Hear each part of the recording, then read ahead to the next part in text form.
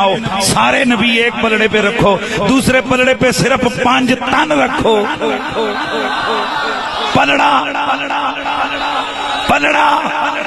5 تن والا بھاری ہے، پھر بولو پلڑا 5 تن والا بھاری ہے۔ اب یہ وہ جملے نہ مولوی اگل سکتا ہے نہ مولوی نگل سکتا ہے،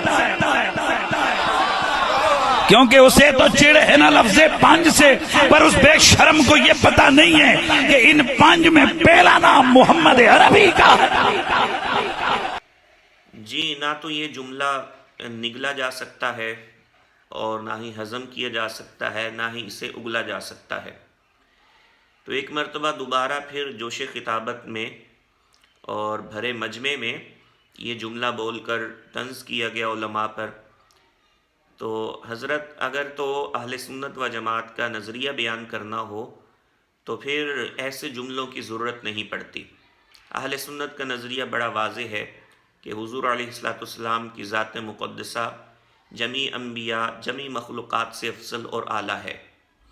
جب آپ ایک پلڑے میں پنجتن پاک کو رکھ رہے ہیں اور دوسرے میں انبیاء کرام علیہم رضوان کو رکھتے ہیں، تو اگر اس میں حضور علیہ السلام کی افضلیت کو ذکر کرنا مقصود ہے تو پنجتن پاک کی بقیہ 4 شخصیات کو انبیاء کے مقابلے میں دوسرے پلڑے میں رکھنے کی کیا ضرورت ہے؟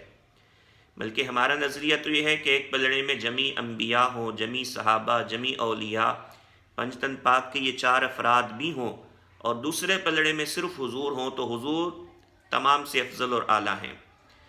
تو جب آپ انبیاء کے مقابلے میں دوسرے پلڑے میں صرف حضور کی ذات کو رکھیں پھر تو خیر ہے، لیکن آپ پنجتن پاک کا ذکر کر کے ضمناً 4 افراد کو بھی بقیہ انبیاء کرام علیہم رضوان کے مقابلے میں ذکر کر رہے ہیں۔ آخر ان 4 ہستیوں کا دیگر انبیاء سے مقابلہ کروانے کی کیا ضرورت ہے؟ جب آپ پنجتن پاک بول رہے ہیں تو یقیناً صرف اس میں حضور علیہ السلام کی ذات وہ مراد نہیں ہے کہ وہ دوسرے انبیاء کے مقابلے میں ایک پلڑے میں ہے۔ جب آپ نے پنجتن پاک بولا تو اس وقت وہ 4 ہستیاں بھی جو ہیں وہ انبیاء کے مقابلے میں آپ نے دوسرے پلڑے میں رکھی ہیں۔ تو کیا انبیاء کرام علیہم رضوان سے ان ہستیوں کا مقابلہ کروانا یہ ضمناً یا مستقل طور پر کسی بھی طریقے سے جائز ہے؟ آپ نے کلی اور جزئی کی اقسام پڑھی بھی ہوں گی، آپ مدرس ہیں، پڑھاتے بھی ہوں گے۔ تو جب آپ نے کہا کہ پنجتن پاک جو ہیں ان کو ایک پلڑے میں رکھا جائے، دوسرے پلڑے میں تمام انبیاء کرام کو، تو پنجتن پاک افضل ہیں، تو اس پنجتن پاک میں انبیاء کے مقابلے میں صرف حضور علیہ السلام کی افضلیت کو بیان کرنا اگر مقصد ہوتا تو بقیہ 4 افراد کو مقابلے میں ذکر کرنے کی ضرورت نہ پڑتی۔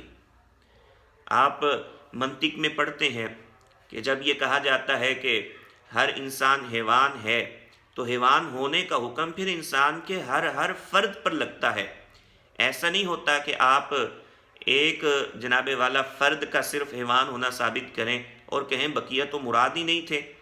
تو جب آپ نے یہ جملہ بولا کہ پنجتن پاک کو ایک پلڑے میں رکھا جائے، دوسرے میں تمام انبیاء کو، تو پنجتن پاک جو ہیں وہ تمام انبیاء سے افضل ہیں۔ تو سوال یہ ہے کہ انبیاء کے مقابلے میں حضور علیہ السلام کے علاوہ 4 ہستیوں کو ذکر کرنے کا مقصد کیا ہے؟ کیا یہ اہل سنت کی بولی ہے کہ اہل سنت اس طرح یہ مقابلہ ضمناً یا مستقل طور پر کرواتے ہیں؟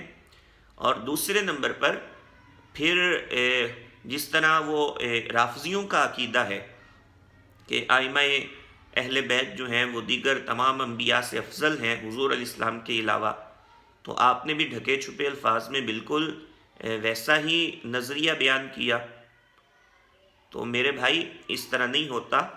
آپ جو ہیں یہ جملے بھرے مجمع میں کہہ کر داد تو وصول کر سکتے ہیں، لیکن جب آپ یہ کہتے ہیں کہ نہ یہ ہضم کیا جا سکتا ہے نہ ہی نگلا جا سکتا ہے، تو واقعی یہ ہضم کرنے والا ہے ہی نہیں۔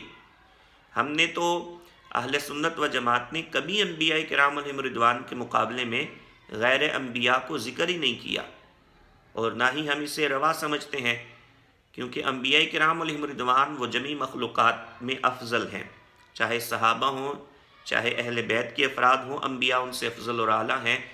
تو غیر انبیاء کو انبیاء کے مقابلے میں دوسرے پلڑے میں رکھنے کا ضمناً اور مستقل طور پر سوال ہی پیدا نہیں ہوتا، جو کہ آپ نے اس جملے میں کیا ہے۔ خیر، آپ اس طرح کے جملے پہلے بھی ارشاد فرما چکے ہیں، پھر بعد میں اس سے آپ رجوع کرتے ہیں، وضاحتیں دیتے ہیں، تو کیا فائدہ ایسے جملے ذکر کر کے جس سے عوام کو جو ہے آپ ایک نئی مشکل میں ڈال دیتے ہیں؟ تو آپ اپنے الفاظ پر دوبارہ غور کیجئے، اور یقیناً مجھے علم ہے کہ جب آپ تک یہ بات پہنچے گی آپ اس کی وضاحت دیں گے، اور یقیناً ہم یہ سمجھتے ہیں کہ آپ کا عقیدہ رافضیوں والا نہیں ہے۔ آپ انبیاء کرام علیہم الرضوان کے مقابلے میں اہل بیت کے ان 4 افراد کو ذکر نہیں کرنا چاہتے تھے، لیکن آپ کا جملہ جو ہے اس سے تو یہی نتیجہ نکلتا ہے۔ تو بہرحال اللہ تبارک و تعالی جو ہے سمجھنے کی توفیق عطا فرمائے۔